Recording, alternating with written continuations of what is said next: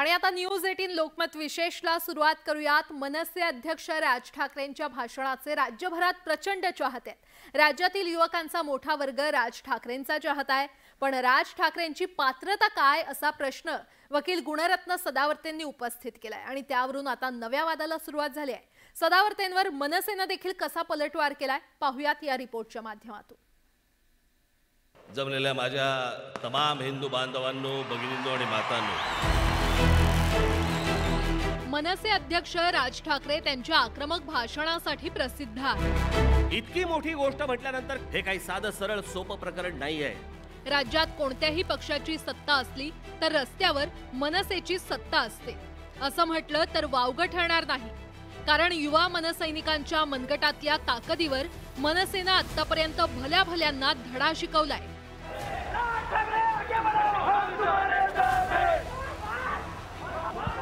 मनसेच्या खळखट्याच्या भाषेनं अनेकांना सुतासारखं सरळ केलं। या महाराष्ट्र राज्यामध्ये जर यायचं असेल तर मराठी माणसाच्या परवानगीशिवाय तुम्हाला याच्या पुढे येता येणार नाही, एवढं पण त्यांनी लक्षात ठेवावं। त्यामुळे मनसे अध्यक्ष राज ठाकरेंच्या नेतृत्वानं राज्यात मोठी उंची गाठली आहे। पण राज ठाकरे माझ्यावर टीका करण्या इतके मोठे नेते नाहीत असं अजब वक्तव्य वकील गुणरत्न सदावर्ते यांनी केलं।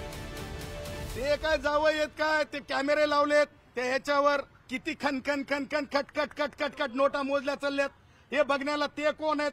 त्यांचा राज ठाकरे काय मालक झालाय का? राज ठाकरेचं कर्तृत्व काय, राज ठाकरेची पार्श्वभूमी काय, असं बोलायला गेलं तर खूप बोलू शकतो। आज तो वेळ नाही, आज तो विषय नाही। त्यांनी टोल नाके बघावे आणि टोल नाक्यावरले किती पैसे मोजले चालले ते बघावे। त्यांनी सरकारला शानपण शिकवण्या एवढं आणि माझ्यावर टीका करण्या एवढे ते मोठे नाहीत। 1 to 1 राज ठाकरे सदावर्ते येऊ द्या। मी सांगतो, कोणी कार्यकर्ते छोटी छोटी माणसं बोलत असतील तर त्यांच्यावर मी रागवणार नाही। गुणरत्न सदावर्तेंनी राज ठाकरेंची पात्रता काढावी असं काय घडलं असावं? त्याचं असं झालं की सदावर्तेंच्या सुरक्षेवर राज्य सरकार महिन्याला 20 लाखांचा खर्च करत असल्याचा मुद्दा मनसेने उपस्थित केला होता। सदावर्ते सरकारचे जावई आहेत का असा सवाल मनसेने उपस्थित केल्यामुळे सदावर्ते चांगलेच संतापले। परिणामी राज ठाकरे मालक झाला का, टोल नाके बघा आणि राज ठाकरे 1 to 1 समोर आल्यावर सांगतो अशी भाषा सदावर्तेंनी वापरली। त्यामुळे मनसेकडून गुणरत्न सदावर्तेंना देखील तशाच भाषेत उत्तर देण्यात आलं। महाराष्ट्रात काही रत्न अशी आहे की जी कचऱ्यात फेकण्याच्या लायकीची आहे। त्यातलं एक रत्न म्हणजे गुणरत्न सदावर्ते।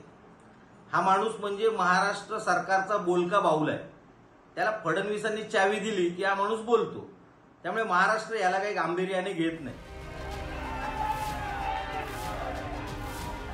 वकील गुणरत्न सदावर्तेंनी मराठा आरक्षणाच्या विरोधातील भूमिका लढवली होती। त्यानंतर राज्यभरात गाजलेल्या एसटी संपाचं नेतृत्व केलं होतं।